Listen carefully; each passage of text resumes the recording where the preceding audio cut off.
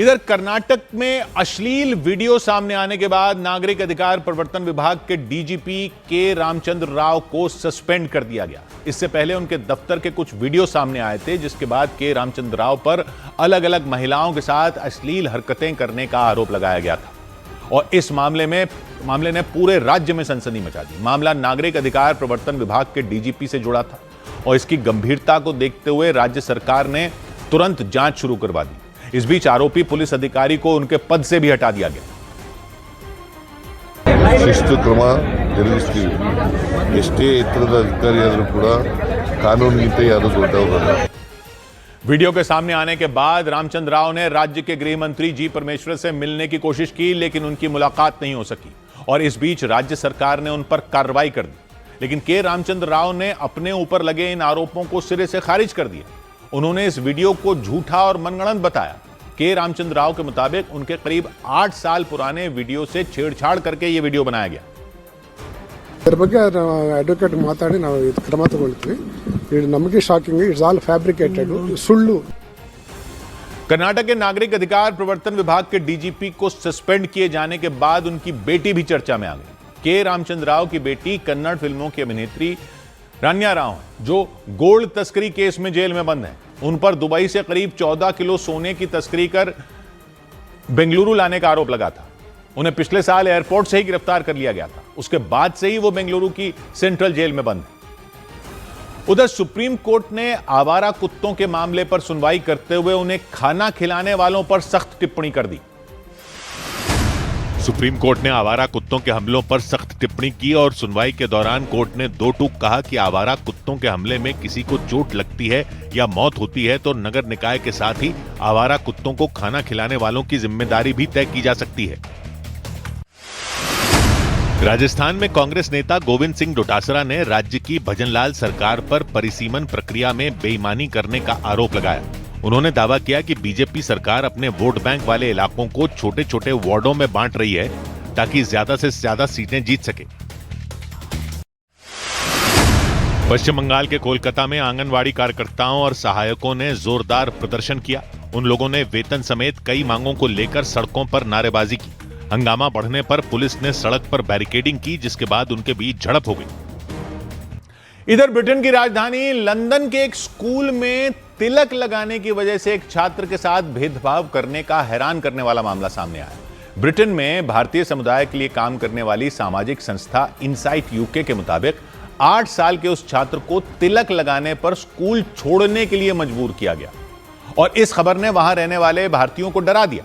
मामला लंदन के विकार्स green primary school नाम के स्कूल का रहा। बताया गया कि वहां पढ़ने वाले उस हिंदू छात्र को माथे पर तिलक लगाने की वजह से टारगेट किया गया और उससे कई सवाल पूछे गए। दावा किया गया कि स्कूल के हेड टीचर भी उस पर नजर रखने लगे और उसे बात बात पर टोकने लग गए और इस वजह से वो छात्र इतना डर गया कि वो बाकी बच्चों से अलग थलग पड़ गया। दावा किया गया कि उस छात्र के माता पिता ने दूसरे हिंदू छात्रों के परिवार वालों के साथ मिलकर स्कूल प्रबंधन से हिंदुओं के धार्मिक रीति रिवाजों को लेकर बात करने की कोशिश की, लेकिन उन्हें वक्त नहीं दिया गया। इस भेदभाव से परेशान होकर छात्र को बाद में अपना स्कूल ही बदलना पड़ गया। उधर दिल्ली के नजदीक उत्तर प्रदेश के नोएडा में हुए कार हादसे में एक लड़की की मौत हो जाने से लोग दंग रह गए। बताया गया कि उस गाड़ी में 4 लोग सवार थे, जिनमें एक 19 साल की लड़की की इलाज के दौरान मौत हो गई और हादसे में उस कार का एक हिस्सा पूरी तरह चकनाचूर हो गया। नोएडा पुलिस के मुताबिक एलिवेटेड रोड पर यह हादसा एक ट्रक से आगे निकलने की कोशिश में हुआ। तेज रफ्तार होने की वजह से कार का संतुलन बिगड़ा और उसकी टक्कर आगे जा रहे एक ट्रक से हो गई। उस गाड़ी में सवार 4 लोग घायल हो गए। हादसे के बाद वहां पहुंची पुलिस ने सभी को अस्पताल में भर्ती कराया, लेकिन इलाज के दौरान 19 साल की एक लड़की की मौत हो गई, जबकि 3 लोगों का इलाज जारी है, जिनमें एक की हालत गंभीर बताई गई। हादसे के बाद पुलिस उस ट्रक की तलाश में जुट गई जिससे कार की टक्कर हुई थी। इधर जम्मू कश्मीर के बारामूला में सुरक्षा बल ने बम धमाके की साजिश नाकाम कर दी। आशंका जताई गई कि आतंकवादियों ने सुरक्षा बल के जवानों को निशाना बनाने के लिए बम धमाके की साजिश रची थी, लेकिन पेट्रोलिंग के दौरान एक बड़े हादसे को टाल दिया गया और कड़ी सुरक्षा के बीच उन बमों को नष्ट किया गया, जिससे आतंकियों के मंसूबों पर पानी फिर गया। बताया गया कि सुरक्षा बल को बारामूला जिले में श्रीनगर बारामूला नेशनल हाईवे के पास पेट्रोलिंग के दौरान संदिग्ध चीजें मिली। इसके बाद डॉग स्क्वाड और बम निरोधक दस्ते को बुलाया गया। कड़ी सुरक्षा के बीच हुई जांच में वहां बम होने का पता चला। हालांकि समय रहते ही उन बमों को विस्फोट करके नष्ट कर दिया गया, जिससे एक बड़ा हादसा टल गया। इसके बाद हाईवे पर और आसपास के इलाकों में सुरक्षा और बढ़ा दी गई। गणतंत्र दिवस से पहले इस साजिश से पर्दा उठने के बाद सुरक्षा बल और भारतीय सेना अलर्ट हो गई। उधर नितिन नबीन ने बीजेपी के 12वें राष्ट्रीय अध्यक्ष पद का कार्यभार संभाल लिया। 45 साल के नितिन नबीन बीजेपी के 12वें राष्ट्रीय अध्यक्ष बन गए। दिल्ली में मौजूद बीजेपी मुख्यालय में उनके नाम का ऐलान किया गया। अध्यक्ष पद संभालने के बाद उन्होंने अपने संबोधन में प्रधानमंत्री मोदी की तारीफ की। उन्होंने खुद को साधारण कार्यकर्ता बताते हुए पूरी जिम्मेदारी से पार्टी को आगे ले जाने का भरोसा दिया। राजनीति शॉर्टकट नहीं है, राजनीति 100 मीटर का रेस नहीं है, राजनीति लॉन्ग मैराथन है। प्रधानमंत्री नरेंद्र मोदी ने नितिन नबीन को बीजेपी का सबसे युवा अध्यक्ष बनने पर बधाई दी। कार्यक्रम में प्रधानमंत्री ने उन्हें माला पहनाई। इसके बाद उन्होंने करीब 55 मिनट का भाषण दिया और उन्होंने अपने भाषण में खुद को पार्टी का एक कार्यकर्ता बताया और नितिन नबीन को अपना बॉस बताया। माननीय नितिन नबीन जी, मैं एक कार्यकर्ता हूं, वे मेरे बॉस हैं।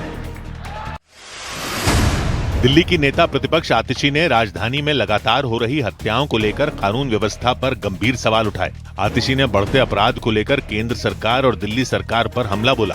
क्या हाल कर दिया है भारतीय जनता पार्टी और उनकी इस ट्रिपल इंजन की सरकार ने दिल्ली का।